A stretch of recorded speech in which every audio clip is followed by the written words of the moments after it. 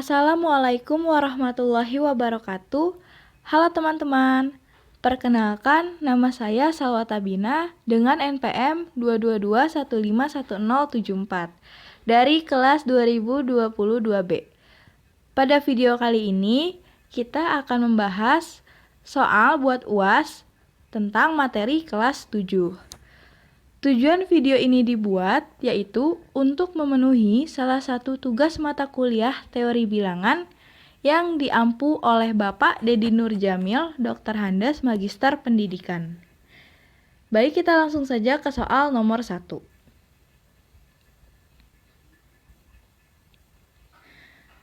Unsur identitas untuk penjumlahan adalah A2, B negatif 2, C negatif 1, D0. Kita lihat penyelesaiannya. Perhatikan penjumlahan berikut.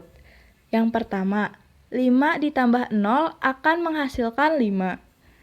50 ditambah 0 akan menghasilkan 50. 50.000 ditambah 0 akan menghasilkan 50.000. Nah, dari ketiga penjumlahan ini, kita bisa lihat bahwa suatu bilangan yang apabila ditambahkan dengan 0 akan menghasilkan bilangan itu sendiri. Dengan demikian, berdasarkan penjumlahan di atas, dapat dirumuskan bahwa A ditambah 0 akan menghasilkan A itu sendiri. Dengan A adalah bilangan bulat dan 0 adalah identitas penjumlahan.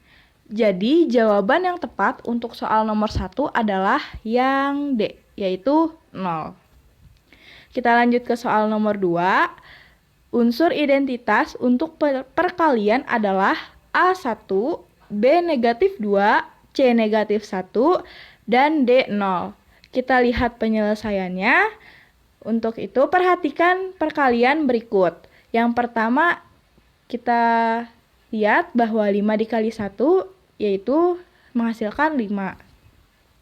Lalu yang kedua, 50 dikali dengan 1 akan menghasilkan 50.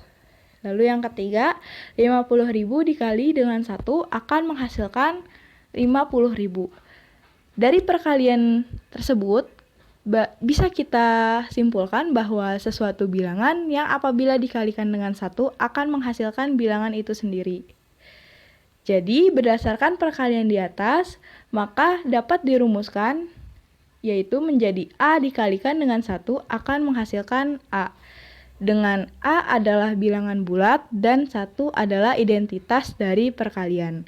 Maka jawaban yang tepat untuk soal nomor 2 adalah yang A, yaitu 1. Kita lanjut ke soal nomor 3. Hasil dari 45 ditambah 20 dikurang negatif 15 adalah A80, B75, C60, dan D55. Kita lihat penyelesaiannya. Ya, kita tulis kembali soalnya, yaitu 45 ditambah 20 dikurangi negatif 15. Nah, kita pernah mendengar ataupun kita pernah ketahui bahwa dalam operasi hitung bilangan bulat diketahui adanya aturan sebagai berikut, yaitu negatif dikalikan dengan positif akan menghasilkan negatif. Lalu positif jika dikalikan dengan negatif akan menghasilkan negatif. Dan negatif jika dikalikan dengan negatif akan menghasilkan positif. Jadi untuk menyelesaikan soal tersebut kita mengacu pada aturan dari operasi hitung, yaitu sehingga menjadi 45 ditambah 20 ditambah 15. Maka hasil dari penjumlahan ketiga bilangan yaitu 80. Maka jawaban yang tepat untuk soal nomor 3 adalah yang A, yaitu 80. Lanjut ke soal nomor 4. Suhu udara di kota Perancis ketika musim salju adalah negatif 10 derajat Celcius. Dan menjelang musim semi, suhu udara naik menjadi negatif 6 derajat Celcius. Nah, yang ditanyakan yaitu selisih suhu pada kedua musim tersebut adalah yang A negatif 4 derajat Celcius, B negatif 3 derajat Celcius, yang C 3 derajat Celcius, dan D 4 derajat Celcius. Kita lihat penyelesaiannya. Yang pertama kita data terlebih dahulu yang diketahui pada soal, yaitu yang diketahui pada soal suhu saat musim salju, yaitu sebesar negatif 10 derajat Celcius. Dan suhu saat musim semi, yaitu sebesar negatif 6 derajat Celcius. Nah, yang ditanyakan selisih suhu kedua musim, yaitu musim salju dan musim semi. Maka bisa kita hitung menjadi negatif 10 derajat Celcius dikurangi. Kenapa dikurangi? Karena yang ditanya yaitu selisih. Dikurangi negatif 6 derajat Celcius. Sama dengan negatif 10 derajat Celcius ditambah 6 derajat Celcius. Jadi akan menghasilkan negatif 4 derajat Celcius. Sehingga jawaban yang tepat untuk soal nomor 4 adalah yang A, yaitu negatif 4 derajat Celcius. Kita lanjut ke soal nomor 5. Sebuah wilayah laut memiliki kedalaman 50 meter. Jika seekor ikan berada 37 meter dari dasar laut, maka ikan tersebut berada pada kedalaman, nah, yang A yaitu 13 meter, yang B 15 meter, yang C 85 meter, yang D 87 meter. Kita lihat penyelesaiannya. Untuk itu kita perhatikan ilustrasi berikut. Nah, ini jadi di dalam laut itu ada ikan. Ikannya berada 37 meter dari dasar laut, ya.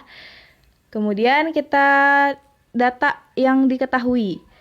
Kedalaman laut sebesar 50 meter, artinya kedalaman laut dihitung dari permukaan laut hingga ke dasar laut, yaitu sedalam 50 meter. Kemudian keberadaan ikan dari dasar laut. Berarti kita hitungnya dari dasar laut sampai ke ikannya, yaitu 37 meter. Dan yang ditanya, ikan tersebut berada pada kedalaman berapa? Nah, untuk menghitungnya, kita tinggal mengurangi kedalaman laut dengan keberadaan ikan, yaitu menjadi 50 meter dikurang 37 meter, sama dengan 13 meter. Maka untuk soal nomor 5, jawaban yang tepat adalah yang A, yaitu 13 meter. Nah, untuk soal nomor 6, silakan teman-teman kerjakan terlebih dahulu dan akan kita bahas pada video selanjutnya. Baik, terima kasih kepada teman-teman yang sudah mendengarkan dan menyimak pembahasan soal pada kali ini. Sekian dari saya, kurang lebihnya mohon maaf. Wassalamualaikum warahmatullahi wabarakatuh. Dadah.